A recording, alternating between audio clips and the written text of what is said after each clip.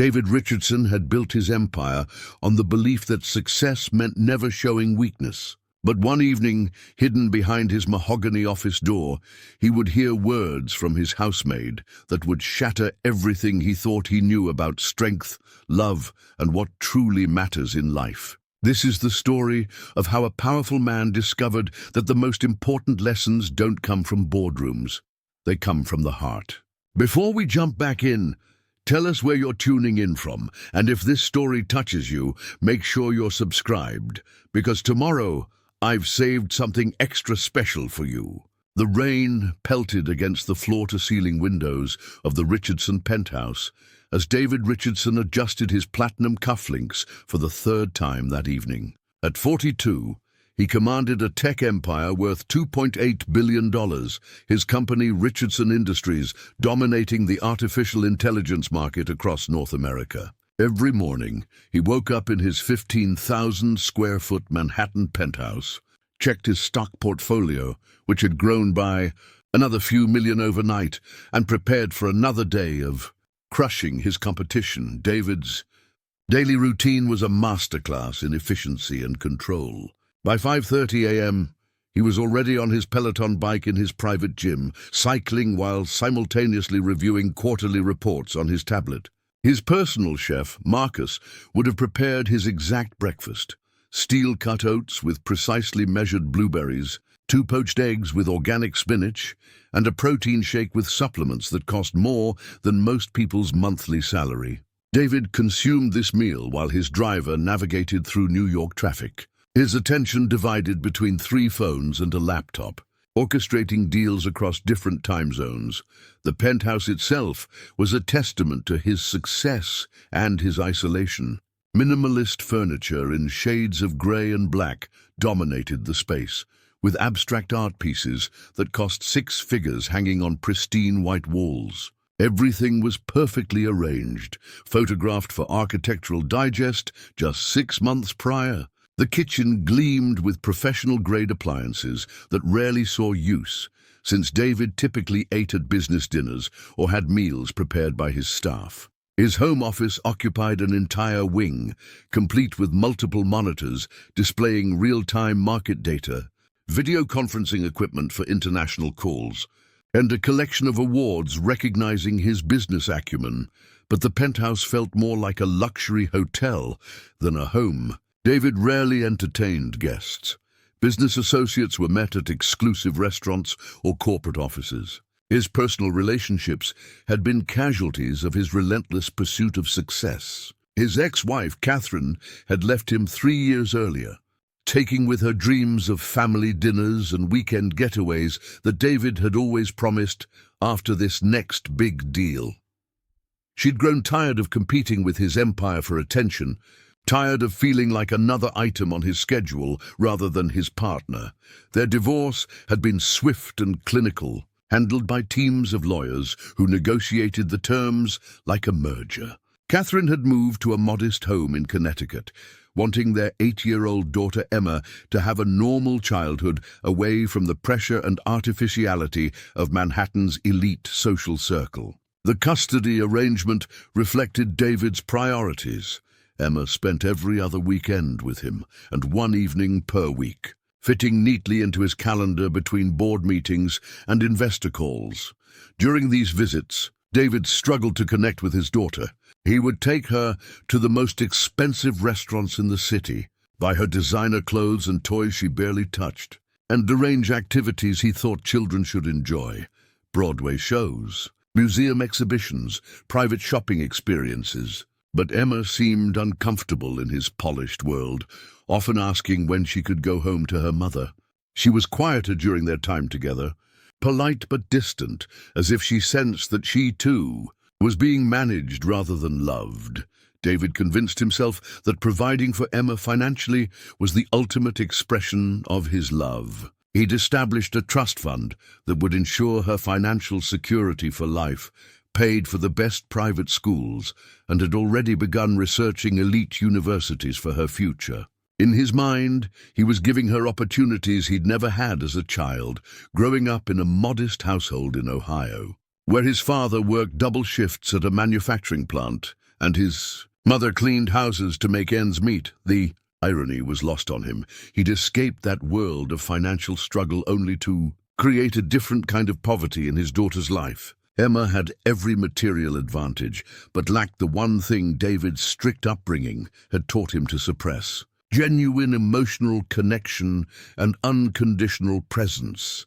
His business philosophy had become his life philosophy. Emotions were inefficiencies, vulnerability was weakness, and success was measured solely in quantifiable metrics. He approached parenting the way he approached hostile takeovers, with strategic planning, resource allocation, and measurable outcomes. Love, in his understanding, was best expressed through providing opportunities and security. This worldview had served him well in business. He'd built Richardson Industries from a small software startup into a technological powerhouse through shrewd acquisitions, innovative products, and an unwavering focus on profit margins. His employees respected him but kept their distance, understanding that personal relationships and business relationships occupied completely separate spheres in David's mind. He was known for his fairness in compensation and his brutal honesty in performance reviews, but no one would describe him as warm or approachable.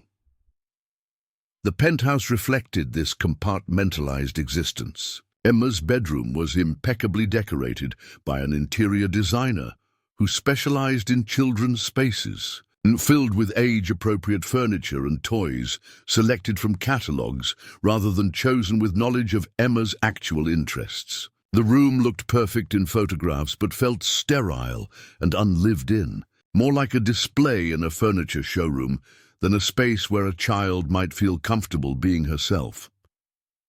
On this particular rainy Thursday evening, David was preparing for another high-stakes dinner meeting with potential investors from Tokyo. The deal could expand Richardson Industries into the Asian market, potentially adding another $1 billion to his net worth within 5 years. As he selected his tie, Italian silk, naturally, he mentally rehearsed his presentation, calculating profit projections and anticipating questions about market penetration strategies. His housekeeper, Elena Martinez, had been with the household for 2 years. She was a widow in her early 50s, who had immigrated from Mexico 15 years earlier, working multiple jobs to support her own 3 children while they pursued their education. Elena approached her work with quiet dignity and thoroughness, maintaining the penthouse's perfection while remaining virtually invisible to David during her daily duties. What David didn't realize was that Elena possessed a wisdom born from years of struggle, loss, and the deep understanding that comes from raising children while facing genuine hardship. She had learned that love wasn't about providing the most expensive opportunities. It was about showing up consistently, listening without judgment, and offering comfort when the world felt overwhelming. Tonight, as David focused on his upcoming business triumph, he had no idea that his carefully constructed world was about to be turned upside down by the most unlikely teacher, a woman he barely noticed, who was about to show him what he'd been missing all along. The stage was set for a revelation that would challenge everything David thought he knew about success, strength, and what it truly means to be a father. Preparing and narrating this story took us a lot of time, so if you are enjoying it, subscribe to our channel. It means a lot to us. Now back to the story. The call came at 7:23 p.m., just as David was reviewing his presentation slides one final time. Catherine's name flashed on his phone screen, and he almost declined it. His dinner meeting was in an hour, and he couldn't afford any distractions. But something made him answer. "David, I need you to pick up Emma tonight." Catherine's voice was strained, urgent in a way he'd rarely heard. "My mother had a stroke. I'm driving to the hospital in Albany right now, and I can't tonight." David interrupted, his mind immediately calculating the disruption to his schedule. "Catherine, I have the Yamamoto meeting. This deal could... Your daughter needs you." Catherine cut him off, her voice breaking slightly. "I know it's inconvenient, but she's scared and confused, and she needs her father. Can you please, for once, just be there?" The line went silent, except for the sound of Catherine's car engine and what might have been tears. David stared out at the Manhattan skyline, the city lights blurring slightly. He thought about the investors flying in from Tokyo specifically for tonight, about the months of preparation, about the billion-dollar opportunity that might slip away. "I'll send my driver," he offered. "No, David, she needs you. Not your driver, not your assistant, not your money, you." Catherine's voice was firm, despite her emotional state. "I'm dropping her off in 20 minutes. Please don't let me down." "Don't let her down." The call ended, leaving David holding his phone in the sudden quiet of his office. Through his floor-to-ceiling windows, he could see people hurrying along the sidewalks below, their umbrellas barely protecting them from the intensifying rain. For a moment, he felt something unfamiliar, a flutter of panic that had nothing to do with stock prices or market volatility. He called his assistant, Jennifer, who answered on the first ring despite the late hour. "Jennifer, I need you to handle the Yamamoto dinner. Something's come up with Emma." There was a pause. In 5 years of working together, David had never cancelled a major meeting for personal reasons. "Sir, are you sure?" "Mr. Yamamoto flew in specifically for..." "Reschedule it. Make it work." David hung up and loosened his tie, a gesture that felt both foreign and necessary. When Catherine arrived, Emma looked smaller than David remembered. She clutched a worn purple backpack and a stuffed elephant that had seen better days, certainly not one of the expensive toys from her bedroom in his penthouse. Her dark hair was pulled back in a simple ponytail, and she wore jeans and a sweater that looked comfortable rather than fashionable. "Hi, Daddy," she said quietly, not quite meeting his eyes. Catherine knelt down to Emma's level, brushing a strand of hair from her daughter's face. "Remember what I told you about Grandma? She's going to be okay, but I need to go help take care of her for a few days." "You get to stay with Daddy." Emma nodded solemnly, but David caught the flash of uncertainty in her eyes. He realized, with uncomfortable clarity, that his daughter wasn't excited about staying with him. She was resigned to it. After Catherine left, David found himself alone with Emma in his pristine penthouse, unsure how to fill the silence. He'd sent Elena home early, not wanting household staff around during his important dinner meeting. Now he regretted that decision. "Are you hungry?" he asked, opening the Sub-Zero refrigerator and finding it nearly empty except for his meal prep containers and expensive bottled water. Emma shook her head, then quietly added, "Maybe a little." David ordered sushi from his favorite restaurant, the same place he'd taken Emma before, but when it arrived, she barely touched the elaborate rolls. She sat at his massive dining table, swinging her legs because the chairs were too high, picking at the expensive fish with obvious discomfort. "Is something wrong with the food?" "It's okay," Emma said politely, the same way she might respond to a stranger. David tried to engage her in conversation about school, her friends, her hobbies, but her responses were brief and cautious. He realized he knew remarkably little about his daughter's actual life, her favorite subjects, what made her laugh, what worried her when she lay awake at night. As the evening wore on, Emma grew quieter and more withdrawn. She asked twice when her mother would call, and each time David gave her logistical answers about hospital visiting hours and phone policies, rather than the reassurance she was seeking.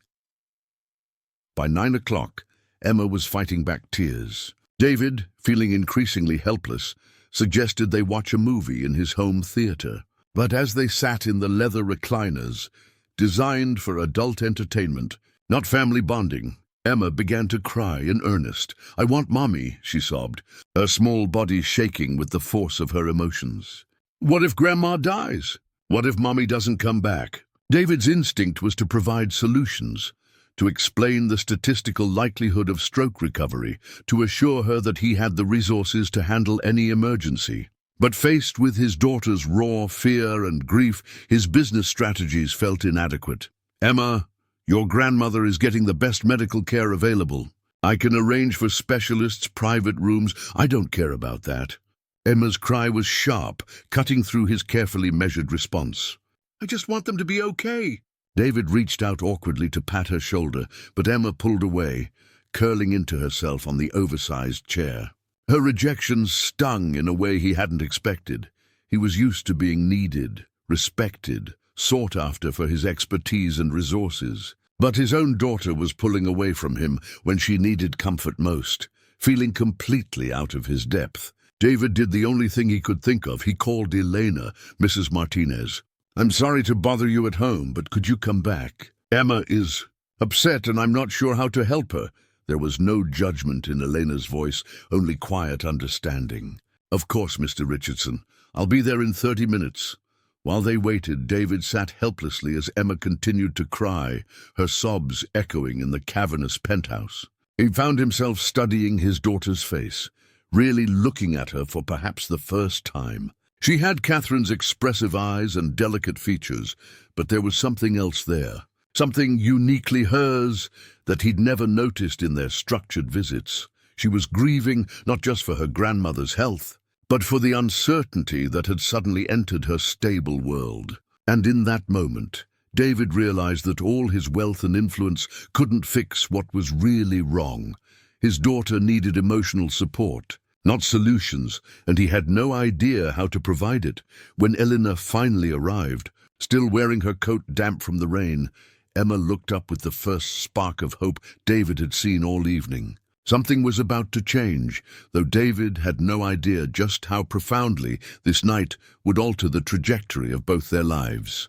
Elena entered the penthouse like a gentle breeze, her presence immediately softening the harsh edges of David's sterile environment. She moved with quiet confidence, hanging her damp coat in the foyer and walking directly to where Emma sat, curled in the oversized theater chair, still sniffling from her tears.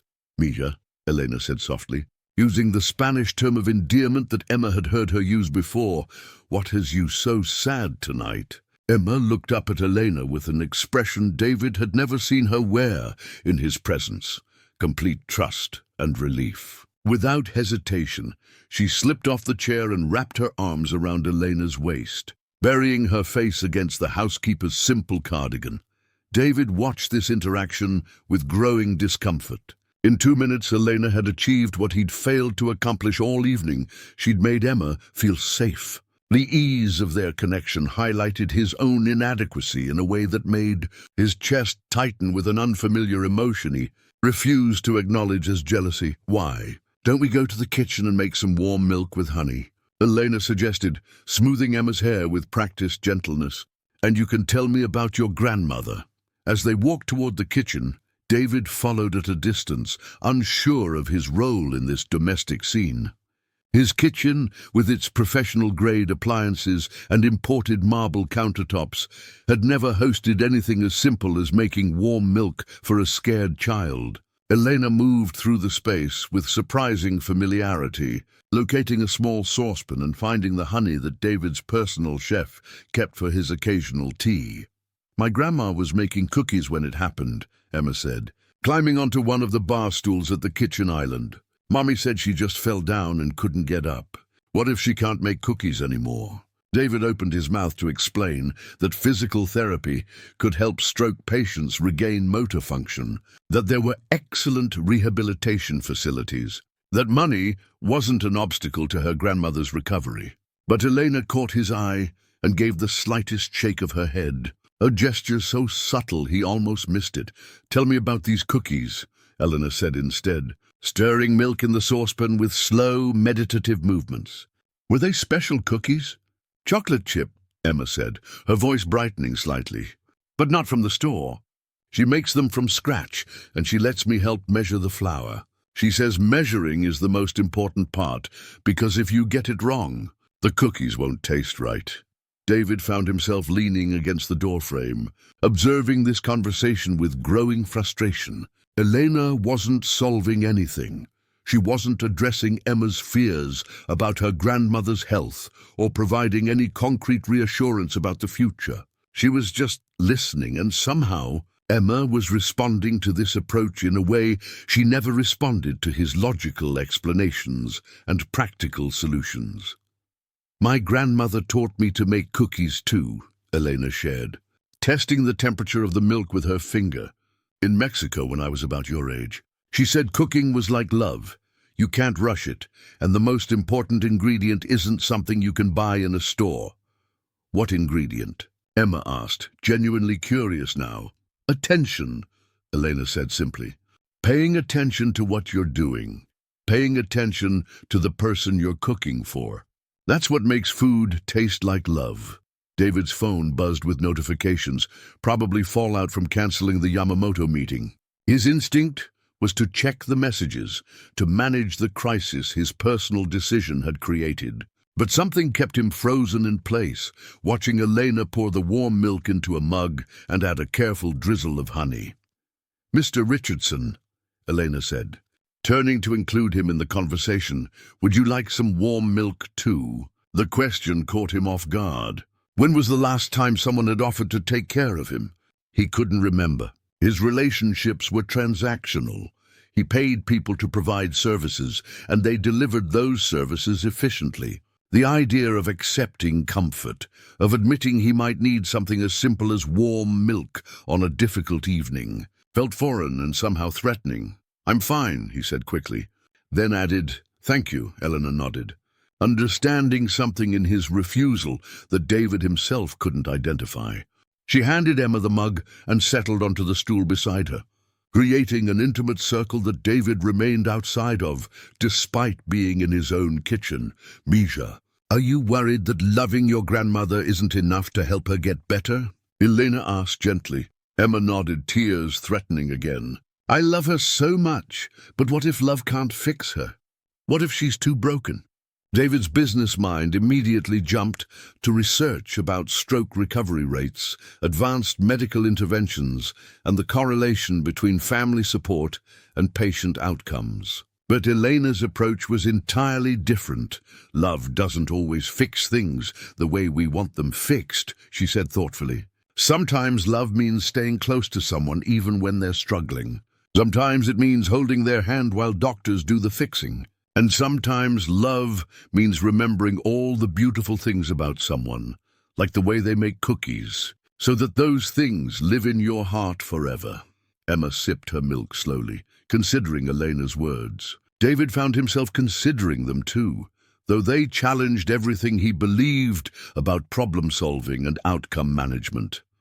"But what if I forget?" Emma whispered.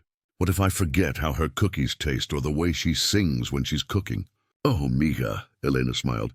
"Love memories don't work like regular memories. They live in a different place, deeper than your thoughts. Every time you help someone cook, every time you measure flour carefully, you'll remember your grandmother. Not because you're trying to remember, but because love taught your hands to be gentle and your heart to pay attention." David watched his daughter absorb these words, saw her small body relax as Elena's wisdom settled around her like a warm blanket. He felt simultaneously grateful for Eleanor's presence and resentful of his own inadequacy. Why couldn't he find words that brought his daughter comfort? Why did his attempts at reassurance feel so hollow compared to Eleanor's simple truths? His phone buzzed again, more insistently this time. The practical part of his mind knew he should excuse himself to handle the business crisis, to salvage what he could from the evening's professional disaster. But his feet remained planted in the kitchen doorway, anchored by something he couldn't name. Elena helped Emma finish her milk, then gently suggested they prepare for bed. As they moved toward Emma's bedroom, David followed again, still uncertain of his place. In this unfolding scene but unwilling to retreat to his office, the transformation Elena brought to his home unsettled him because it revealed how much had been missing, not just from Emma's visits, but from his entire existence. He'd built his life around control and predictability, but Elena moved through emotional complexity with a grace he'd never learned. And despite his discomfort, despite his resistance to admitting that a housekeeper might understand his daughter better than he did, David found himself hoping Elena would stay a little longer. The penthouse felt less empty with her gentle presence filling its corners, and for the first time in years, he wasn't entirely sure he wanted to be alone with his success. In Emma's bedroom, Elena moved with the practiced efficiency of someone who understood children's nighttime routines. She helped Emma change into her pajamas, simple cotton ones with cartoon penguins that Emma had brought from her mother's house, so different from the designer sleepwear that hung unworn in the closet. David lingered in the doorway, watching Eleanor turn down the covers and arrange Emma's stuffed elephant just so on the pillow. These were small gestures, but they carried weight he was beginning to recognize. The weight of attention, of caring about details that mattered to a child's sense of security. "Would you like me to read you a story?" Eleanor asked, settling on the edge of the bed. Emma nodded, then glanced toward David with an expression he couldn't quite interpret. After a moment of hesitation, she said quietly, "Maybe Daddy could read it." "If he wants to." The suggestion hung in the air like a bridge David wasn't sure how to cross. He couldn't remember the last time he'd read to Emma, probably not since she was very young, before his company had started its aggressive expansion, before every evening became consumed with international calls and strategic planning. David started, then stopped. Elena was watching him with patient eyes that held no judgment, only gentle encouragement. "What book would you like?" he asked, stepping into the room. Emma brightened slightly and pointed to a worn paperback on the nightstand, not one of the leather-bound classics that had been professionally selected for her bedroom here, but a simple chapter book about a girl who could talk to animals. The pages were soft from repeated reading, and David could see Catherine's handwriting in the margins, little notes and doodles they'd shared during bedtime stories at home. David sat carefully on the opposite edge of the bed from Eleanor, opening the book to a page marked with a bookmark shaped like a butterfly. As he began to read, he felt awkward and stiff, his voice carrying the same formal tone he used in board meetings. But Emma was listening intently, her eyes fixed on his face with an attention that was both flattering and terrifying. Elena quietly excused herself, saying she would check on things in the kitchen, but David sensed she was giving them space to connect. Her absence made the moment feel more precious and more fragile.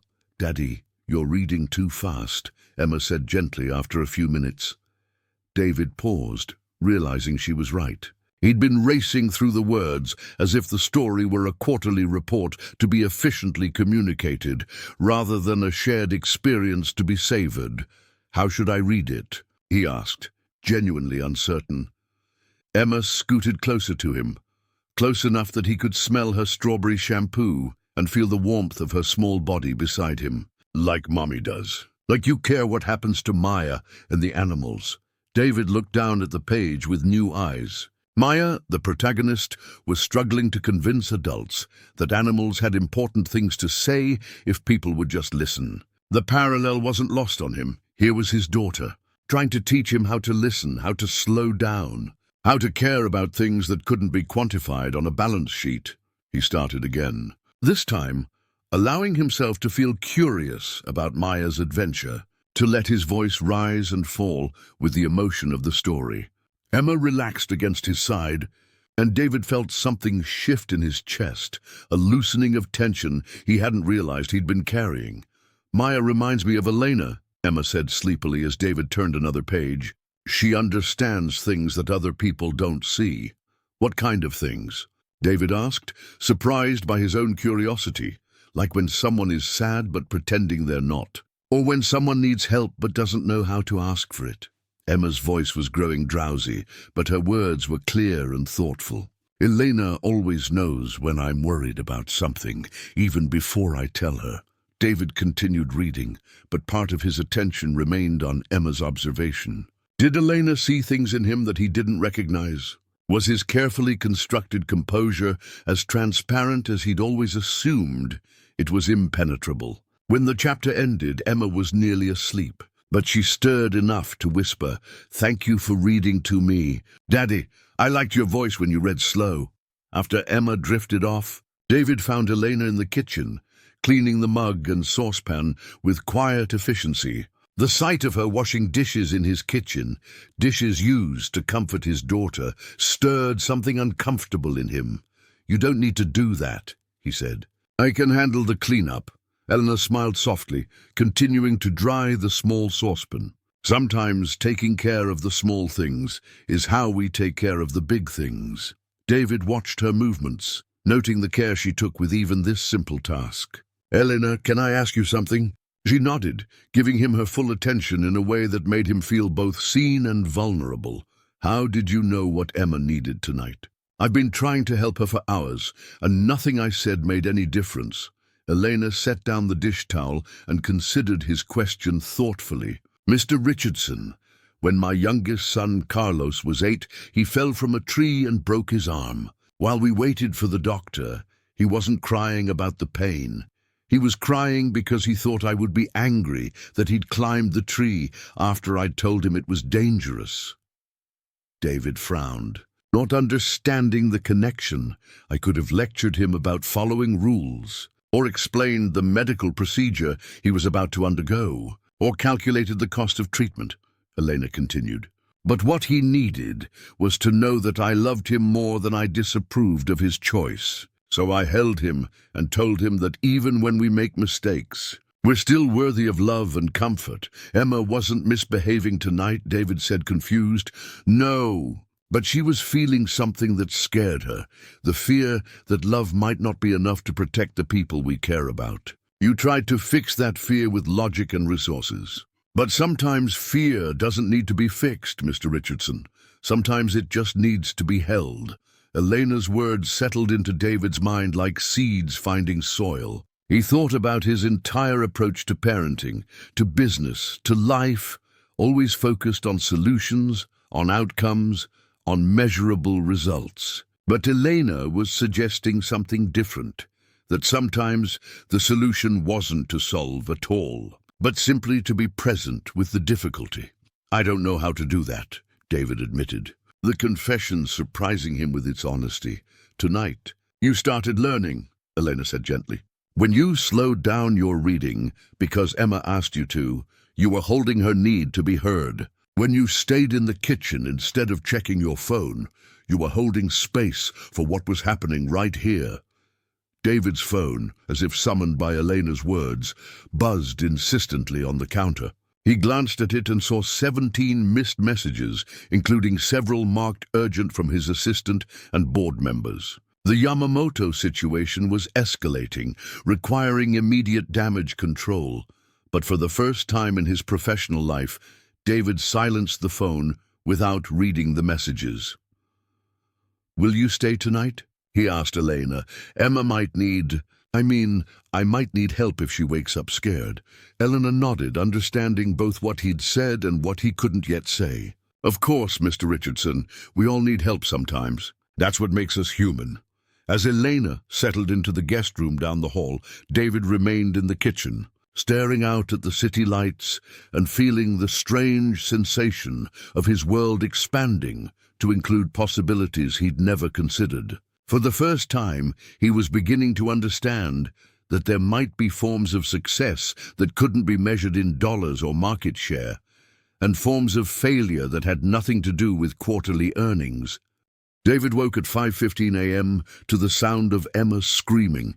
He bolted upright, his heart hammering as her terrified cries echoed through the penthouse. In 15 years of high-stakes business, he never moved faster than he did racing down the hallway toward Emma's room. He found her sitting up in bed, sobbing uncontrollably, her small hands clawing at her pajama shirt as if she couldn't breathe. "Emma, what's wrong?" David dropped to his knees beside the bed, reaching for her, but she recoiled from his touch, her eyes wild with terror. "The machines!" "The machines won't stop beeping," she gasped between sobs. "Grandma can't hear me because of all the beeping." Elena appeared in the doorway, instantly alert despite the early hour. She moved past David with gentle urgency, settling onto the bed and opening her arms. Emma collapsed against her, shaking violently. "She had a nightmare," Elena said softly, stroking Emma's hair. "About the hospital, about her grandmother." David felt utterly helpless as he watched Elena calm his daughter with a tenderness he envied and resented in equal measure. Emma's nightmare had transported her to a place where love couldn't reach. Through the intimidating maze of medical equipment and clinical procedures, a fear that David's money and connections couldn't touch. Mia, breathe with me, Elena whispered, taking slow, exaggerated breaths until Emma's panicked gasping began to match her rhythm. The machines in dreams are different from real machines. Real machines are helpers. Dream machines are just your worry-making noise. As Emma's breathing steadied, David's phone erupted with incoming calls. The first ring made Emma flinch violently, triggering a fresh wave of tears. The beeping. She wailed, "Make it stop!" David quickly silenced his phone, but the damage was done. Emma was spiraling back into panic, and now she was associating the sound with her nightmare. Every notification, every ringtone was a reminder of hospital monitors and the fragility of people she loved. "I need to take this," David said quietly to Elena, showing her the screen where Jennifer Urgent was flashing. "It's about the—" "No," Elena said firmly, a steel in her voice he'd never heard before. "Right now you need to be here." "Elena, you don't understand. The Yamamoto deal fell apart completely. They're pulling out of all negotiations and threatening to partner with our biggest competitor instead.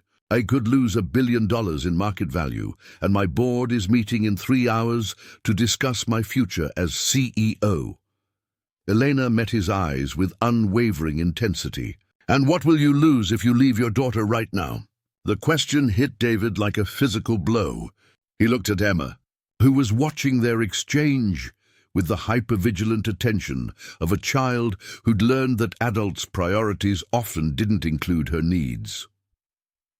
"Daddy has to go to work," Emma said, in a small, resigned voice. "It's okay. I understand." But her understanding broke David's heart in a way that surprised him with its sharpness. She understood because she'd learned not to expect anything different. She understood because he'd taught her that his business would always come first. His phone buzzed again, then again. The digital avalanche of crisis management was pulling him toward his familiar role as the decisive leader who could fix anything with the right strategy and sufficient resources. But Elena's question echoed in his mind. What would he lose? "Mr. Richardson," Elena said gently, "when my husband Miguel was dying of cancer, I had to choose every day between going to work to pay for his treatment or staying home to hold his hand. I thought providing for him was the same as loving him." David's attention sharpened despite the chaos in his mind. "I worked double shifts, took extra cleaning jobs, sent him to the best doctors money could buy. But do you know what he said to me the day before he died?" Emma had gone quiet, sensing the importance of Elena's words. He said, "Elena, you gave me everything except yourself." I had been so busy trying to save his life that I forgot to share his life. Elena's voice remained steady, but David could see the old pain in her eyes. "I can never get those moments back. All those evenings I spent cleaning other people's homes while he sat alone, wondering if the person who loved him most would choose to be with him or choose to work for him." David's phone was vibrating continuously now, creating a steady buzz that sounded eerily similar to the hospital machines in Emma's nightmare. He looked at his daughter, who was curled against Elena, her eyes huge and afraid. In his mind, he could see his assistant Jennifer fielding calls from board members, damage control specialists calculating the cost of his absence, competitors circling like vultures sensing weakness. Everything he'd built over 20 years was potentially crumbling, while he sat in a child's bedroom decorated with penguins and fairy lights. But Emma's terrified face kept surfacing through his mental calculations. Her resigned acceptance that Daddy had to go to work. Her understanding that she would always come second to his empire. "The board meeting," he started, then stopped. "Can happen without you," Elena finished quietly. But this moment, Emma waking up afraid, needing her father to choose her, this moment will never come again. David thought about Miguel dying while Elena worked to save him. He thought about Catherine, leaving him because she was tired of competing with his ambition for his attention. He thought about all the bedtime stories he'd missed, all the school plays he'd sent assistants to record, all the small moments that Emma had learned not to expect from him. His phone rang again, this time The board chairman's personal number. Emma watched him with the careful attention of someone who'd learned to read the signs of imminent abandonment. Her small hands clutched Eleanor's cardigan, preparing for the disappointment she'd learned to anticipate. David looked at his phone, then at his daughter, then back at the phone, displaying the call that could determine his professional future. Then he did something he'd never done before in his entire career. He turned off his phone completely. "Emma," he said, his voice rough with emotion he wasn't used to expressing, "I'm not going anywhere. Whatever you need, however long it takes, I'm staying right here." Emma's eyes widened in disbelief. "But your work—" "My work will have to wait," David said, settling more comfortably on the floor beside her bed. "Right now, the most important job I have is being your dad." For the first time since Catherine had called the night before, Emma smiled.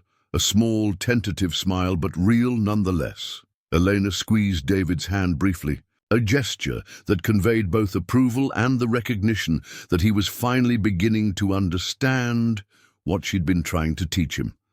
But as dawn broke over Manhattan, David couldn't shake the knowledge that his choice would have consequences beyond this bedroom. By the time he turned his phone back on, he might discover that choosing his daughter had cost him everything else he'd spent his life building. The question that remained was whether that price would ultimately prove to be a loss or a liberation. The silence that followed David's decision to turn off his phone felt sacred and terrifying in equal measure. Emma studied his face with the intensity of someone who'd learned not to trust promises too quickly, searching for signs that he might change his mind. "Can we call Mommy?" Emma asked in a whisper, as if speaking too loudly might shatter this fragile moment. David glanced at the clock. 6:47 a.m. Catherine would likely be in the hospital cafeteria, grabbing coffee before visiting hours began. "Of course we can." Elena quietly withdrew to give them privacy, but not before catching David's eye with a look that conveyed both encouragement and the weight of responsibility he'd just accepted. As her footsteps faded down the hallway, David realized he was about to navigate uncharted territory, having a genuine, unscheduled conversation with his daughter with no agenda other than being present for whatever she needed. Using the landline in Emma's room, David dialed Catherine's number. When she answered, her voice was strained with exhaustion and worry. "David, is everything okay? It's so early." "Emma wanted to talk to you," he said simply, handing the phone to his daughter. "Mommy!" Emma's voice cracked with relief. "How is Grandma? Can she talk? Does she remember me?" David could hear Catherine's gentle voice through the receiver, explaining that Grandma was stable, that the doctors were optimistic, that she'd been asking about Emma. As they talked, David watched his daughter's body language transform. Her shoulders relaxed, her breathing deepened, and the hypervigilant tension that had gripped her since the nightmare began to ease. But then Emma's questions took an unexpected turn. "Mommy, when you were little and scared, who took care of you?" Catherine's pause was audible through the phone. "Well, Grandma did, sweetheart. She would make me soup when I was sick, and she taught me how to braid my hair, and she always knew exactly what to say when I was worried about something." "But what if something happens to you too?" Emma's voice became small and frightened again. "What if everyone who knows how to take care of me goes away?" David felt his chest tighten as he realized Emma wasn't just worried about her grandmother. She was grappling with the fundamental fear that love wasn't permanent, that the people who cared for her could disappear without warning. Catherine's response was gentle but honest. "Emma, I can't promise that nothing will ever happen to me, but I can promise that you are surrounded by people who love you and will always take care of you. Daddy loves you and I love you, and even when we're not perfect at showing it, that love doesn't go away." After Emma handed the phone back to David, Catherine's voice carried a different tone, surprised and grateful. "David, thank you for being there for her. I know you had that important meeting." "It wasn't important," David said, the words feeling strange but true in his mouth. "Not compared to this." There was silence on the line, and David wondered if Catherine was as shocked by his response as he was. Emma mentioned that Elena stayed over, Catherine continued. I'm glad she has someone who understands. Understands what? How to comfort a child without trying to fix everything, Catherine said softly. David, Emma doesn't need you to solve her problems. She just needs you to stay with her while she feels them. After they hung up, David found Emma sitting cross-legged on her bed, staring out the window at the morning light filtering through the Manhattan skyline. He settled beside her, uncertain but committed to following her lead rather than imposing his own agenda. Daddy, Emma said after a long moment, why don't you live with me and Mommy anymore? The question landed like a punch to David's solar plexus. In all their structured visits and planned activities, Emma had never asked him directly about their family's dissolution.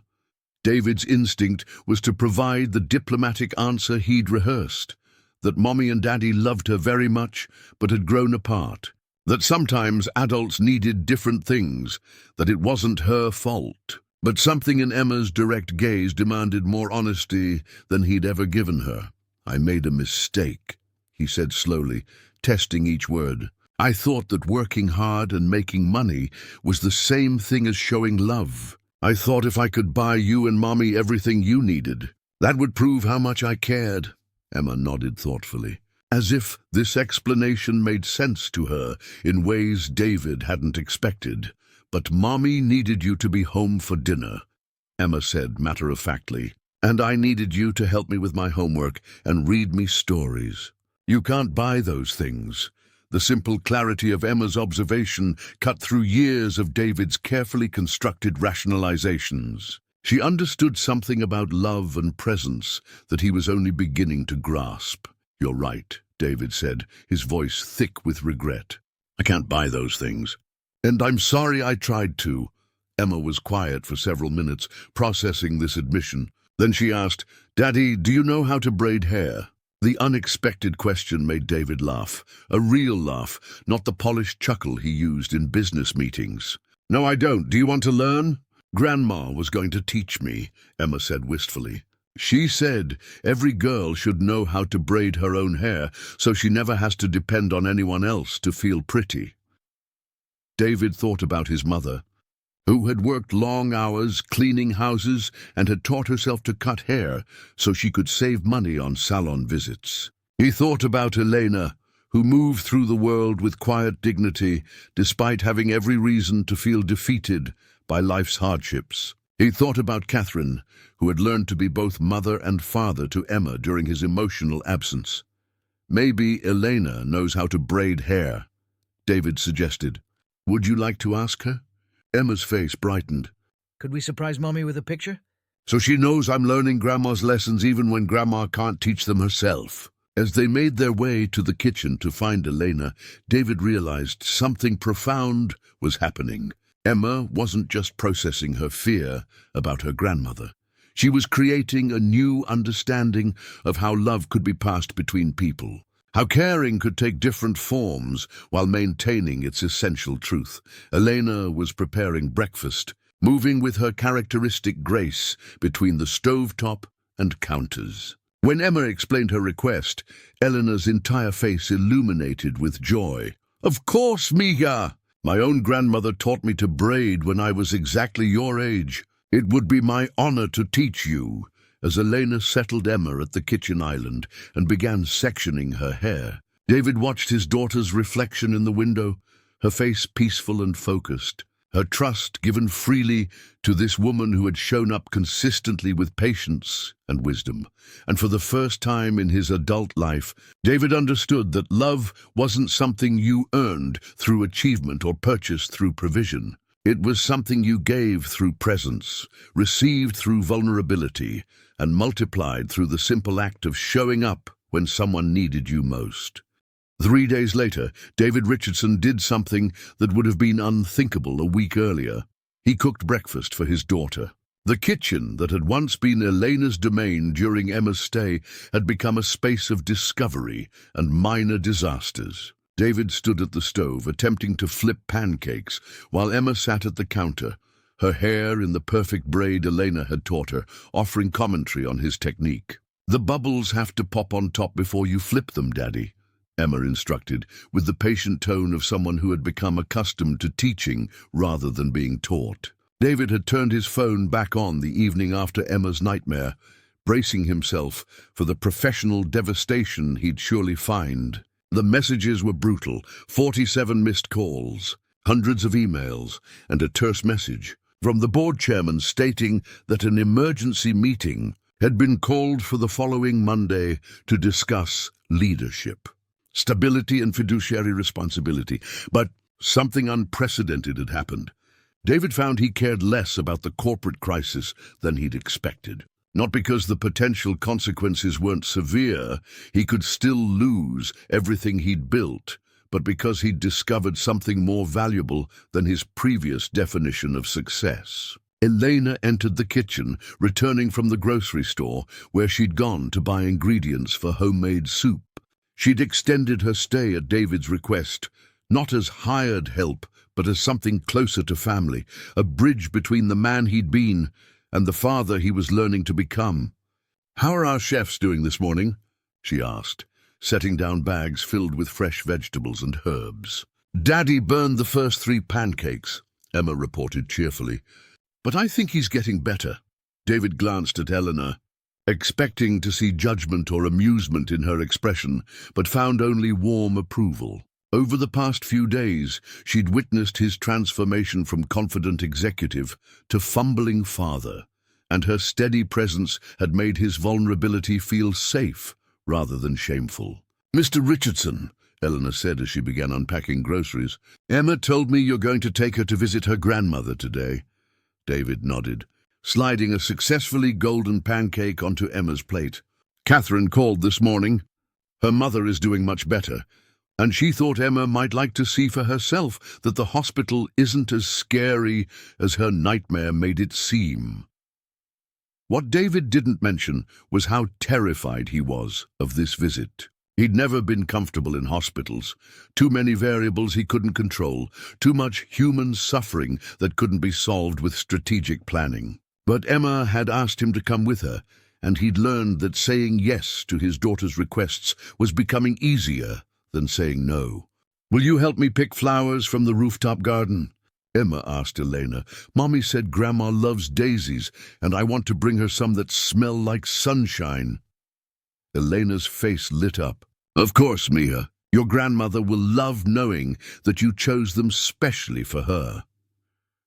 As they prepared for the hospital visit, David found himself observing Elena's interactions with Emma with new eyes. He was no longer jealous of their natural connection. Instead, he was grateful for Elena's presence and increasingly curious about her own story. "Elena," he said as Emma went to her room to get her jacket, "can I ask you something personal?" She nodded, continuing to wrap the daisies they'd picked in damp paper towels. "You mentioned your son Carlos before. How many children do you have?" Elena's smile became soft and proud. 3. Carlos is 22 now. He's studying engineering at NYU. My daughter Maria is 19 and in her 2nd year of nursing school. And my youngest, Sophia, is 17. She wants to be a teacher. David felt a jolt of surprise. "They're all in college?" "Carlos and Maria are. Sophia will start next year." Eleanor's voice carried quiet satisfaction. "It was difficult sometimes, working multiple jobs to pay for their education. But they are good students, and they understand the value of working hard for something meaningful." "Elena, I had no idea. Why didn't you ever mention, if you needed help with tuition or—" Elena held up a gentle hand, stopping his instinctive move toward financial solutions. "Mr. Richardson, my children and I are proud of what we've accomplished together. But thank you for caring enough to ask." David realized he was seeing Elena clearly for perhaps the first time. She wasn't just his housekeeper. She was a mother who had successfully raised 3 children to adulthood, putting them through higher education while working as domestic help for wealthy families. Her wisdom about parenting didn't come from books or theories.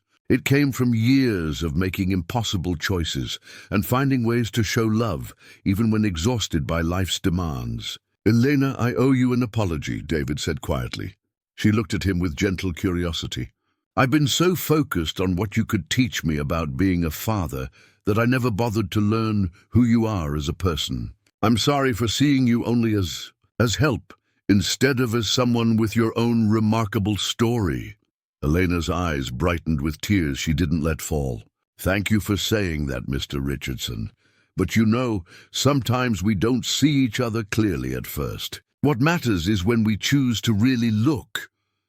Emma returned wearing her favorite sweater, the one Catherine had bought her. Not one of the expensive outfits in her closet here, and carrying the stuffed elephant that had become her constant companion during this stay.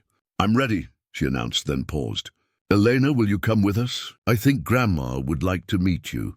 David expected Elena to decline. Visiting his ex-wife's mother in the hospital fell well outside any reasonable job description. But Elena simply nodded. "I would be honored to meet your grandmother." "Emma?"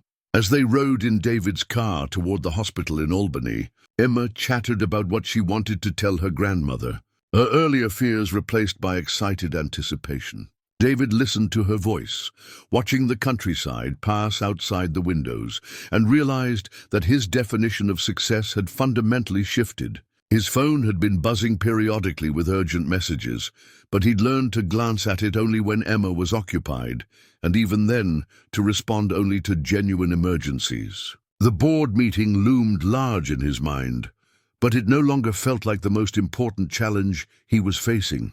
"Daddy," Emma said as they pulled into the hospital parking lot, "are you nervous?" David considered lying, giving her the reassuring answer he thought she wanted. Instead, he opted for honesty. "Yes, I am a little nervous. Hospitals make me feel out of control, I guess." Emma reached over and patted his hand with the same gentle gesture Eleanor had used to comfort her. "It's okay to be nervous. Grandma might be nervous too, but we're all here together so we can help each other be brave." As they walked toward the hospital entrance, Emma between David and Elena, her small hands holding theirs, David realized that this 8-year-old girl was teaching him lessons about courage, love, and what it meant to show up for the people you care about. He was no longer the same man who had cancelled a billion-dollar meeting because it was inconvenient to care for his daughter. He was becoming someone who understood that the inconvenience was actually the point, that love required showing up especially when it was difficult, especially when it disrupted his carefully planned world. The transformation wasn't complete yet, but it was undeniable. And for the first time in his adult life, David Richardson was excited to discover who he might become. 6 months later, David Richardson stood in a modest kitchen in Connecticut, teaching his daughter Emma how to measure flour for chocolate chip cookies. Sunlight streamed through gingham curtains that Catherine had chosen, warming a space that felt nothing like his Manhattan penthouse, but somehow felt more like home than anywhere he'd ever lived. "Remember what Elena taught us," David said, watching Emma level the measuring cup with careful precision.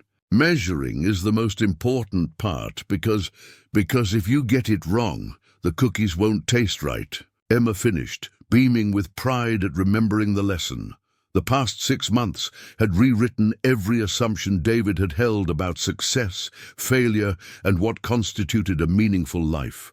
The Monday board meeting he'd dreaded had indeed resulted in his removal as CEO of Richardson Industries. The official language spoke of strategic restructuring and leadership transitions, but the reality was simpler.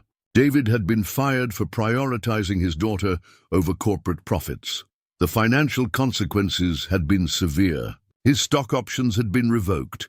His golden parachute had been minimal due to the breach of fiduciary duty clauses, and his net worth had dropped from billions to millions virtually overnight. The Manhattan penthouse had been sold to cover debts and legal fees, along with most of his luxury possessions that had once defined his identity. But something extraordinary had emerged from this professional devastation. David had discovered he was relieved.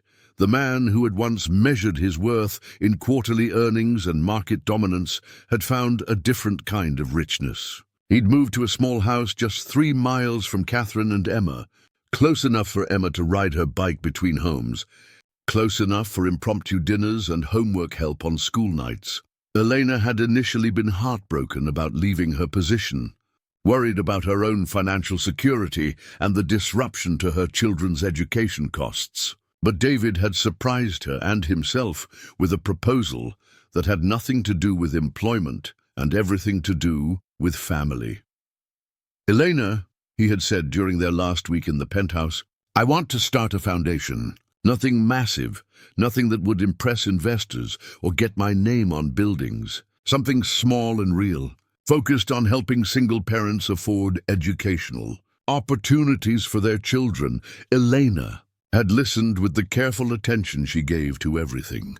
"Important. I'd like you to run it," David had continued. "Not as my employee, but as my partner. Your experience raising 3 children while working multiple jobs, your understanding of what families actually need, that's knowledge that can't be taught in business school." The Elena Martinez Foundation had started with a small office in White Plains and a simple mission: providing educational support, childcare assistance, and emergency financial help to working parents pursuing better opportunities for their families. Elena's practical wisdom guided every decision, while David's business skills helped them maximize their impact with limited resources. Their first success story had been Marcus, a single father working 2 jobs while studying nursing at night. The foundation had provided childcare during his clinical rotations and helped with textbook costs. When Marcus graduated and landed his first position at a pediatric hospital, he'd brought his daughter to the foundation office with a card that read, "Thank you for believing that dreams are possible when people help each other." Now, as David watched Emma crack eggs into the cookie batter with the concentration of a master chef, he reflected on how dramatically his definition of achievement had evolved. His greatest pride no longer came from hostile takeovers or market manipulation, but from moments like these: Emma explaining to her friend Sarah why it was important to add vanilla extract slowly, or the evening she'd fallen asleep in his lap while he read her 3 chapters of her favorite book.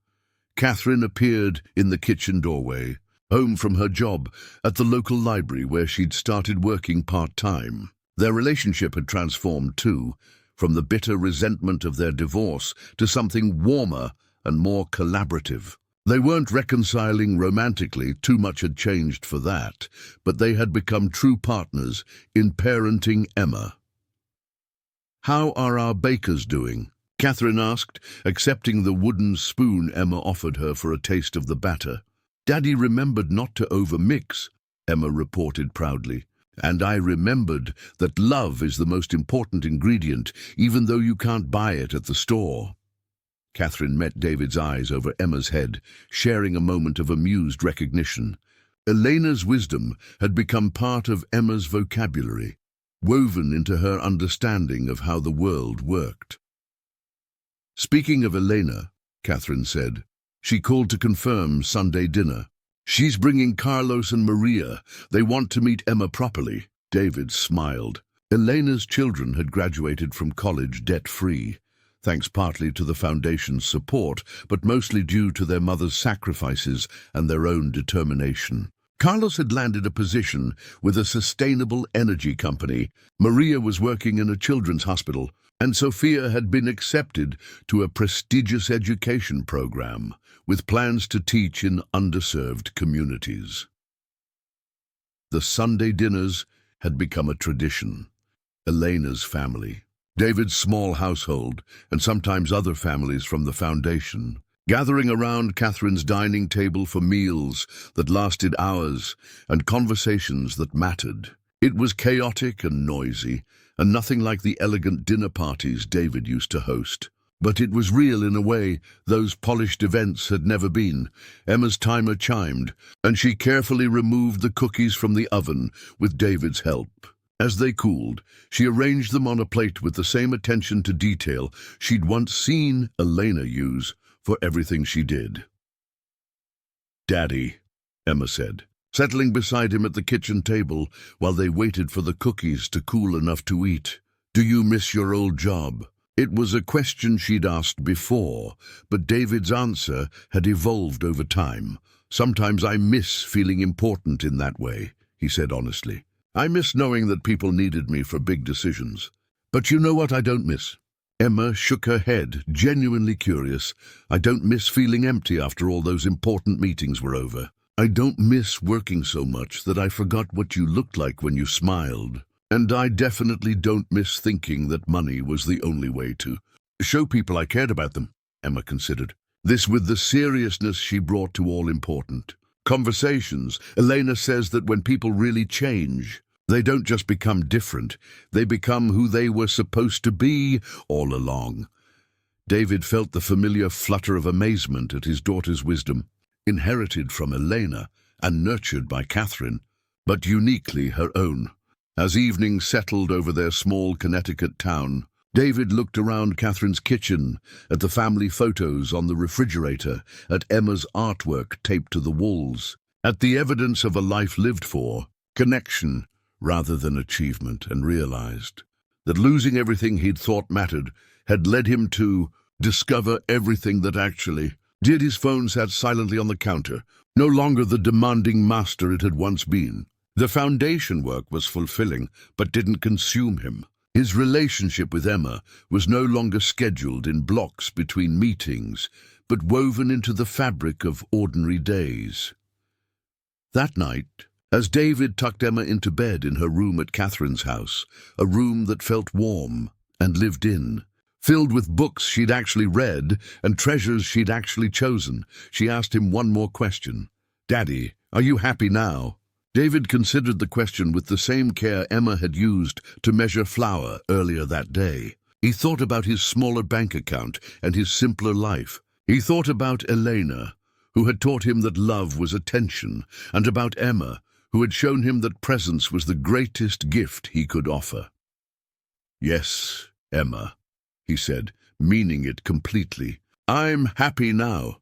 As he drove home to his own small house, David passed the train station where commuters were returning from Manhattan, exhausted from jobs that demanded everything and returned very little. He'd once been one of them, measuring his worth by his productivity and his success by his separation from ordinary human needs.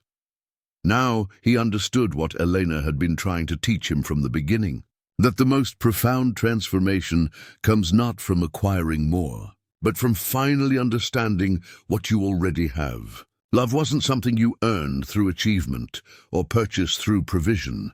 It was something you gave through presence, received through vulnerability, and multiplied by showing up when someone needed you most. The businessman who had once built an empire had learned to build something far more valuable, a life worth living, filled with people worth loving, measured not in profits but in presence, and every day he was grateful for the wise woman who had shown him the way home. Up next, you've got 2 more standout stories right on your screen. If this one hits the mark, you won't want to pass these up. Just click and check them out. And don't forget to like, subscribe, and turn on the notification bell so you don't miss any upload from us.